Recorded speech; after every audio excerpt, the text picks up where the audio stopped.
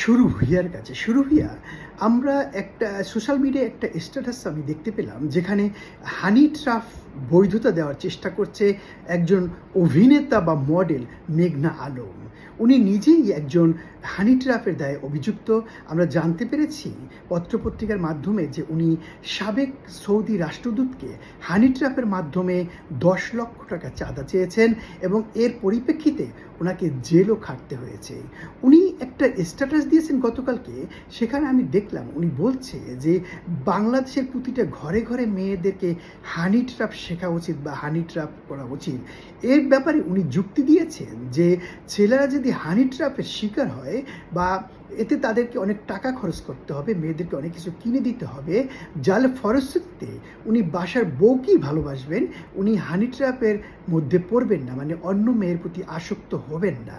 মানে উনি এই ধরনের কথা উনি কিভাবে বলছেন যে হানি ট্র্যাপের বৈধতা দেওয়ার জন্য? তিনি তো অসম্ভব সুন্দরী একজন নারী এবং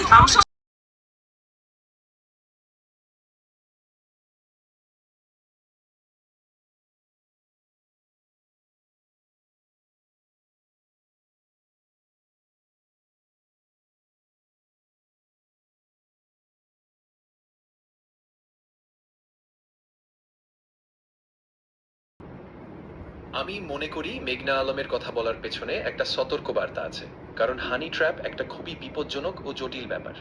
তবে আমার মনে হয় এই ধরনের সাধারণীকরণ অনেক ক্ষেত্রেই বাস্তবতা থেকে দূরে থাকে।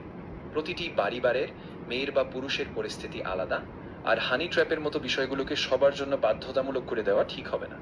তাই আমি মনে করি সচেতনতা বাড়ানো ভালো, কিন্তু একে মোটামুটি সবাইকে বাধ্য করা উচিত নয়। হ্যাঁ, তুমি ঠিকই বলেছো। মানে এ ধরনের পোস্ট উনি কেন দিল আমি জানি না, যেখানে উনি নিজেই একজন হানি ট্র্যাপের দায়ে অভিযুক্ত আসামি, যেটার মামলা এখনও আদালতে চলমান, সেখানে উনি এই ধরনের হানি ট্র্যাপের কথা প্রকাশ্যে বলছে। উনি একজন পাবলিক ফিগার এবং আমরা জানি যে উনি গত জাতীয় সংসদ নির্বাচনে অংশগ্রহণ করেছিলেন এবং উনি আগামীতে মেয়রও নির্বাচন করতে চাচ্ছেন।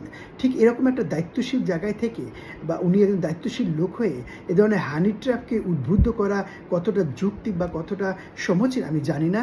আমি আশা করব এ থেকে ওনাকে বিরত থাকার জন্য।